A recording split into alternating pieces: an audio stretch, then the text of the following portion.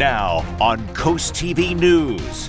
Road relief. A fresh road is finally open in Milton after weeks of complaints and detours, but some say the damage is already done. Prevention push. Beebe and Cape Henlopen team up to help families talk to teens about drug use. And presidential defense. Trump blames past policies as the economy faces new challenges. This is CoastTV News at 11. A newly paved road in Milton, but why this road work upset a whole neighborhood? Good evening. I'm Christina DeRobertis. Welcome to CoastTV News at 11. We begin tonight with Round Pole Bridge Road in Milton being reopened after 5 weeks. It was closed for construction as crews built an entranceway to a new housing subdivision. This pushed 14 people to send a letter to DelDOT and Sussex County Planning and Zoning urging them to open one lane at a time. As CoastTV reporter Zakia Jennings shows us, although the road is reopened, the issue still far from over. A closed-off gravel road is now a freshly paved road in Milton. A portion of Round Pole Bridge Road was closed off for weeks, something people living nearby called a nightmare. It was an inconvenience that didn't have to happen. Anthony Esposito, a dad and volunteer firefighter, says the reopening of the road is bittersweet. After just about 5 weeks of having to waste a lot of time, we're back in business and can go about our normal days. Esposito says he couldn't respond to fire calls if he were at home during the 5-week period. If he did, his 5-minute trip would turn into 15 minutes. You're a first responder, not a 10th responder. Janet Ledegable created the open letter that urged DelDOT and Sussex County Planning and Zoning to open one lane at a time rather than close the road that quickly connects them to Route 1. It was the developer's convenience to close the road so that they didn't have to get, or maybe perhaps DelDOT. So DelDOT would not have to hire flaggers or pay flaggers to keep half the road open so the residents could go in and out. CoastTV spoke with DelDOT's Director of Community Relations, C.R. McLeod, about the reopening. There still will be additional paving that's needed, but we're gonna reopen it to local traffic so that they can begin using the road again. Esposito says he hopes by speaking out that people in other communities won't have to, quote, hurt the way they did. DelDOT let them have their own way, and now the residents of Round Pole had to pay for it. Ledegable says she's working to make sure this does not happen to anyone again. I will get Russ Huxtable and Jane Brunenbaum and the rest of County Council and Planning and Zoning in sync with knowing that this should have been avoided. A sigh of relief as traffic flows once again on Round Pole Bridge Road in Milton. In Milton, Zakia Jennings, Coast TV News. New tonight, the Cape Henlopen School District opened their doors for students and parents today to have a discussion about substance abuse and substance abuse. The event was a collaboration with Beebe Healthcare and Sound Check Prevention, which is a substance abuse prevention organization. They had a presentation followed by a Q&A session allowing both students and parents to be involved. I was enticed to come because it said, come and talk, let's talk about what the latest research says, what's available information here, more information to be able to talk to my kids. I have 2 daughters and one is about to graduate high school, but they'll continue to be young adults, and as they're being, launched into the world, if you will, it would be important for me to be able to talk with them in the language that is today's language. And students who have shown interest in getting involved have been invited to join the Health and Wellness Committee at Cape Henlopen High School to help plan future events like this. Well, the Delaware burn ban season starts officially tomorrow. We drove today through Georgetown and some other places in Milton. We saw the grass was very dry. You can see on your screen the difference in that grass color. DenRec says the burn ban is critical to improve the air quality. Fire officials say the types of burning allowed during the ban include campfires in designated camping areas and cooking fires such as on grills and barbecues. Just be mindful of that if you're cooking near a house, siding, vinyl siding, those sort of things are extremely flammable, decks and that sort of thing. So just be mindful of your surroundings and have some means of extinguishment nearby. For now, the open burning ban is in effect until September 30th. And we're going to take a live look outside now into Milford as our first alert chief meteorologist Paul Williams joins us with a check on the weather. Good evening, Paul. Good evening, Christina. And let's talk a little bit more about that burn ban and the dry conditions that we're dealing with right now. We actually have winds pushing up to 10 to 15 miles per hour, gusting up to 20 miles per hour. We've had a prolonged amount of time that's been happening. So the wind is helping to dry out the vegetation throughout the area. And the fire risk ends tonight from a meteorological standpoint, but we still have the active ban on the fire for the area. Now, we've been bone dry. We're no longer under what we call drought conditions officially, but we're looking at temperatures that are climbing well above the norm for this time of year. Into the 80s is where we're going to end up going to tomorrow. So with that being the case and the wind still staying active, we're going to talk about the rain this weekend as a good thing, not necessarily so bothersome this time around. Christina? Good to hear. Thank you, Paul. Well, celebrations were in order in Milford today as the Sussex County Habitat for Humanity blessed their new housing project. 2 of 9 homes are already under construction, the nonprofit gifting them to local families amid what they call a housing crisis. Habitat for Humanity CEO Kevin Gilmore says they want to make home ownership achievable to those who would not be able to afford a house through the regular market. When we spoke with some of those future homeowners. It's just a wonderful thing to have them have their own space and to grow and be able to walk around and, you know, have their dreams come true. And the Habitat for Humanity says the first 2 houses will be done in the next few months. Now to Worcester County, a project to widen Route 90 is back on track there. The State Highway Administration recently announcing it will begin an environmental study and design work in July of next year. Last September, the project was put on hold due to financial constraints, but in January, funding was partially restored. Ocean City leaders say it's encouraging to see the project once again moving in the right direction. People in Wicomico County are like, I don't come to Ocean City in season because they're afraid of the traffic. For us to be able to alleviate that and have, you know, better guidance of, hey, here's how long it's really going to take you to get point A to point B, people would love it. I think more people would come. Still no word yet on when actual construction will begin there in Worcester County.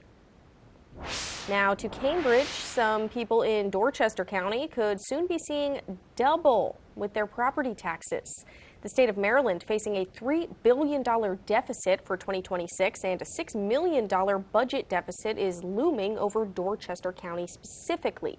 County leaders are thinking about getting rid of a tax rebate given to Cambridge and Herlock property owners. If the proposal is passed, property owners would pay a 3% increase. The mayor of Cambridge says she plans to attend the county's budget hearing on the 6th to speak out about the proposal.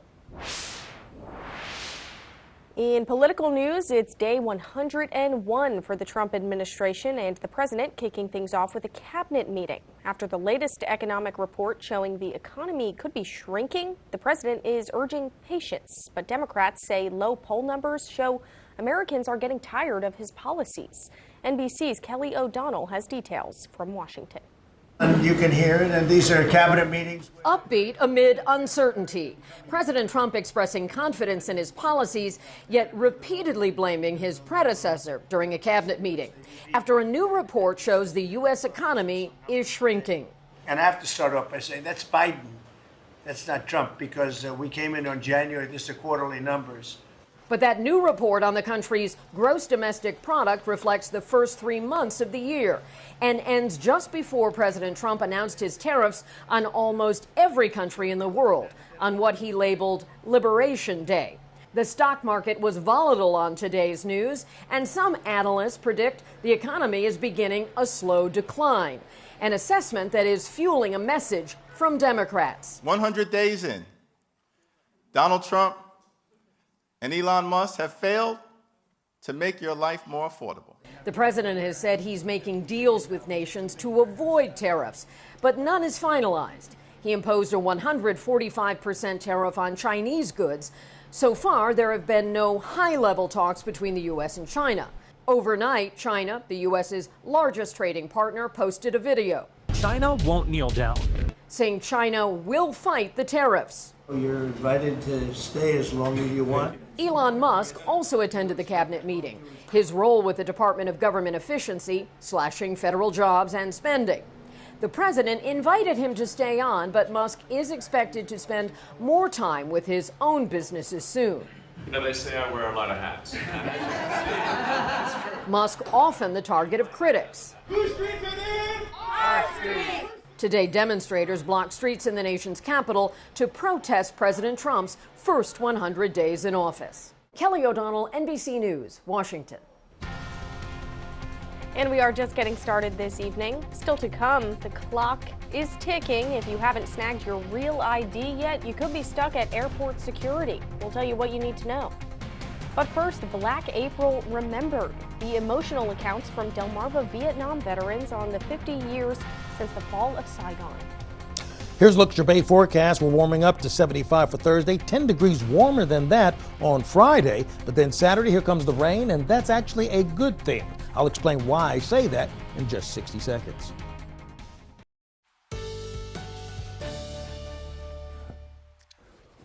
We're actually preparing for a chance of rain over the weekend. And typically when we talk about rain over the weekend, that's like a downer. But this time, it's right on time because we're going to need that rain so that it will become overly parched due to the winds that have been racing around for an extended period of time. And we're just drying out. We're just drying out pretty quickly. Now, our Irish Ice camera in Lewis right now, we're going to stay in the 50s for the rest of the evening with partly to mostly cloudy skies. We're at 60 degrees in Lewis, 59 in Milton. We're hovering in the lower 60s throughout most areas as you go a little bit farther inland. 64 degrees right now in Laurel as well as Seaford, 62 in Bridgeville, 60 right now in Harrington, and then 62 currently in Milford. Keeping an eye on the winds. The winds are now coming out of the east, but relatively calm for right now. And that's good. We've had blustery conditions for an extended period of time. And so that allowed for a special weather statement to be issued in our immediate area. That's been allowed to expire right now. So that's being a bit helpful. But we are still pining and waiting for that chance of rain to move out of portions of the central part of the country where a storm system is causing havoc for the folks. Once again, St. Louis, Mississippi Valley region, all that type of stuff. By the time it reaches here, it's going to burn all of its gas and energy by the time it reaches us. But we're still going to have enough left over to give us at least a robust opportunity for some rain shower activity. So temperatures are staying in the 50s overnight with partly cloudy skies. The winds pick back up again for Thursday. So we're not done yet, or rather, it's not done with us, is a better way to put it. Winds are pushing out of the south by 11 o'clock in the evening time. By Friday, we'll have the winds coming out of the southwest, gusting up to 20 miles per hour generally for everybody. As far as the precipitation chances are concerned, we're going to start off a little bit cloudy in Selbyville, Long Neck, Millsboro at 3 o'clock for Thursday. And so that's going to tap down on how warm we're going to get. That's why we're only looking for mid-70s because of the cloud cover we expect on Thursday. Friday, we start off with brilliant sunshine. Look where we end up, 86 in Ellendale and Milton, 85 in Georgetown, Millsboro, and Seaford. Well above. And then we got a quick dose of some scattered shower activity that pushes through. But then we need more in the way of showers to begin to push through our area because we're going to see that shower activity go on the increase going into the weekend and going to next week. So we're looking for widespread rain to eventually migrate over towards the eastern side of the country, which includes us. Showers, courtesy of that moisture coming out of the south and reinforcing moisture coming off of the water. Sunday at 4 o'clock, we're looking at widespread scattered showers. Going into Tuesday, we have another line of scattered showers that's going to push through. So although we're not concerned about intense thunderstorms, we're going to have day after day after day after day of rain starting Saturday. And, well, let's put it this way. Here's a look at your extended forecast. Rain on Saturday, rain on Sunday, rain on Monday, rain on Tuesday, rain on Wednesday. That is a lot of rain. Thank you, Paul. Well, April 30th, 1975, 50 years ago, the city of Saigon fell to the communists of North Vietnam, and South Vietnam ceased to exist as a nation. While American combat troops left after the 1973 Paris Peace Accords, for 2 years there were still American contractors and military personnel in South Vietnam. It was a chaotic evacuation in the final hours that led up to the North Vietnamese rolling into the city. It was sad images for Vietnam veterans here on Delmarva. Just a shame that all that just kind of went to waste. There was a lot of lives lost that maybe shouldn't have been. I was hurt. I was hurt because what we kind of protected and what we kind of were fighting for is now being pushed to these guys, the Vietnamese. It was a waste. I thought it was good to get out of there. How many more people would have perished? And we look back 50 years ago to the fall of Saigon. You can catch the full story over on CoastTV.com. And this story does bring us to our Coast TV poll tonight. We want to know what you think was the biggest failure after the Vietnam War. Let's take a look at the results, see what you guys are answering. 90% saying veteran treatment. Just a few saying the other options, political decisions or military planning, but veteran treatment was the big one today. And we also got a comment from Susan in Lewis. She echoed the result of that poll, saying it was disgusting how Americans treated veterans. She also says veterans deserve all the best, especially top medical care. We still want to know what you think. You still can vote in this poll. Just go to CoastTV.com or use our mobile app.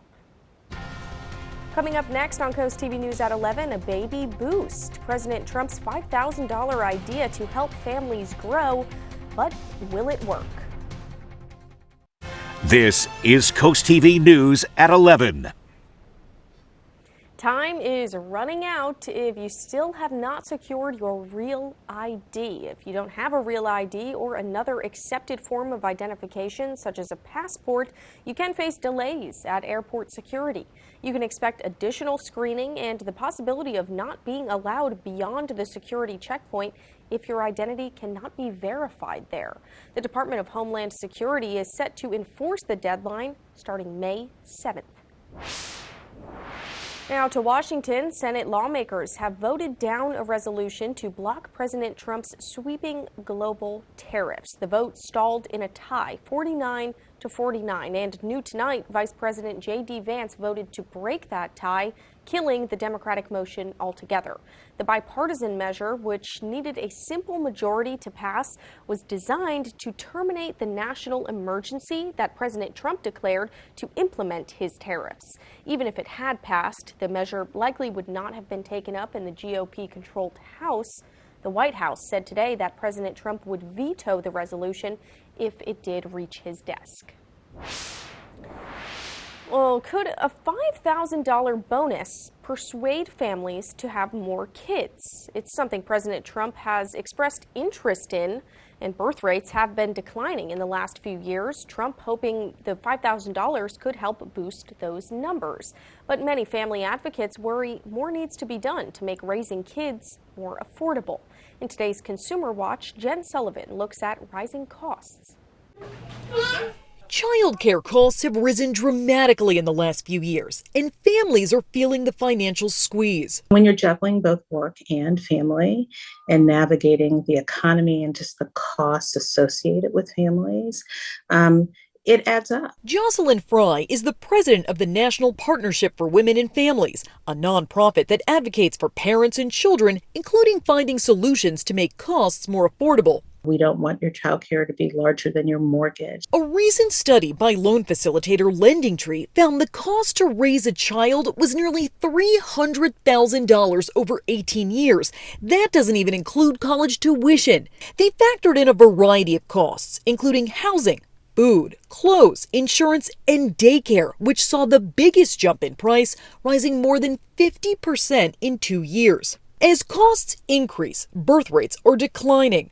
President Donald Trump may want to change that and is considering offering new parents a $5,000 bonus to have more kids.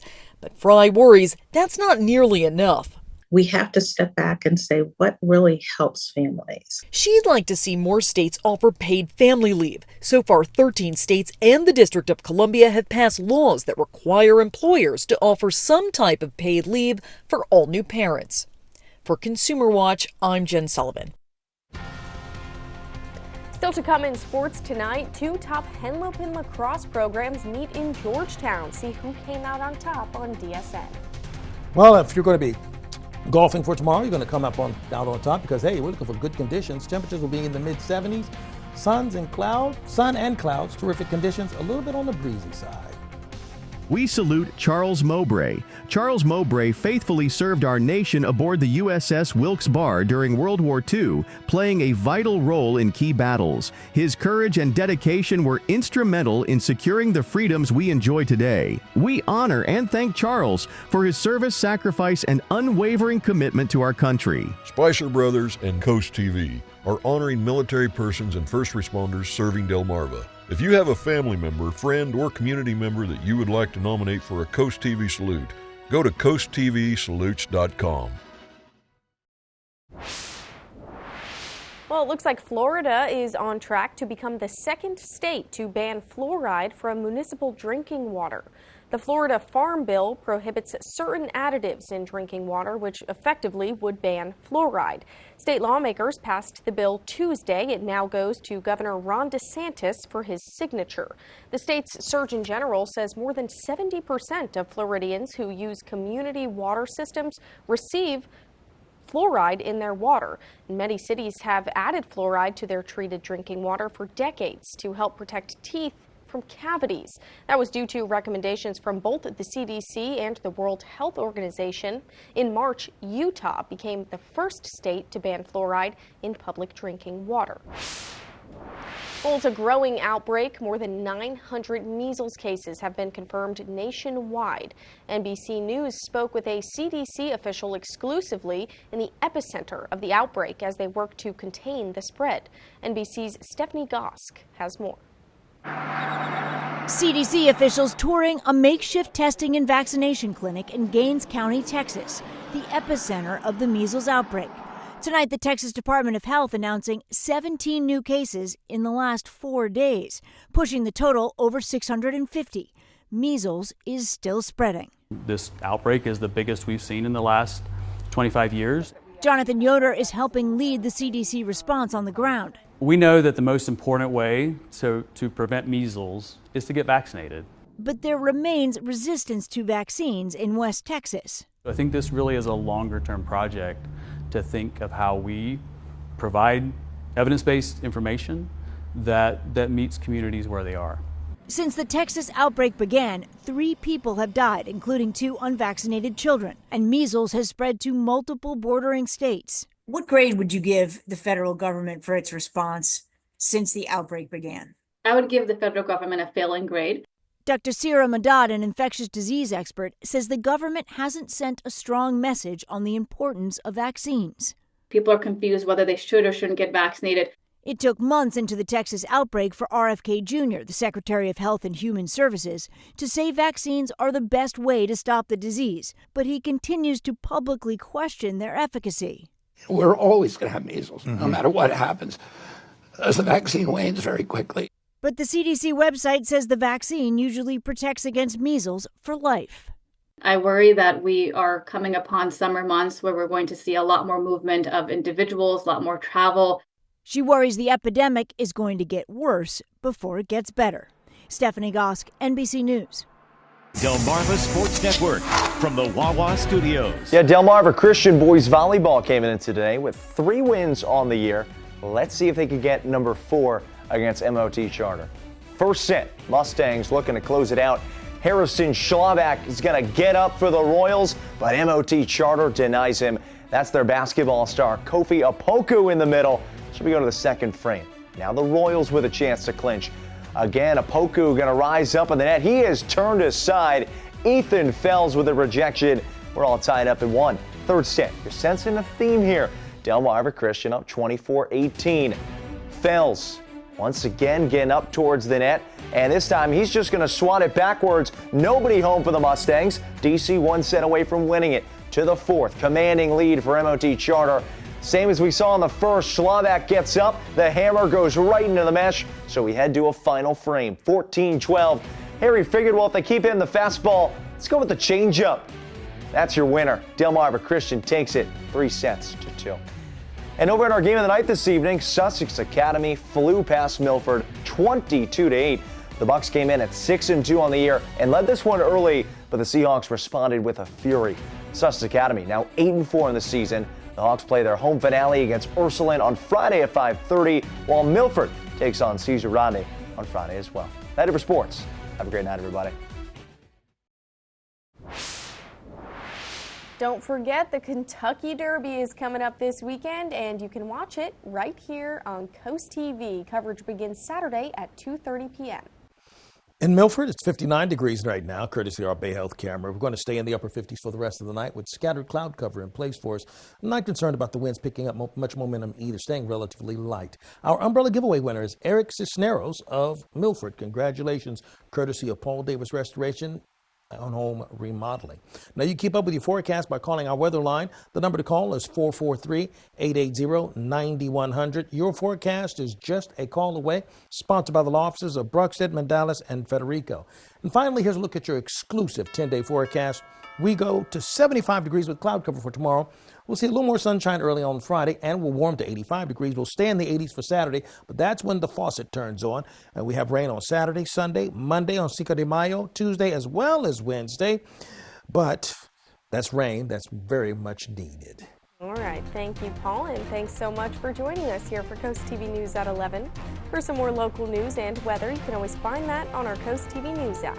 The Tonight Show starring Jimmy Fallon's up next, and we'll see you back tomorrow for Coast TV News at 5 a.m. Have a great night.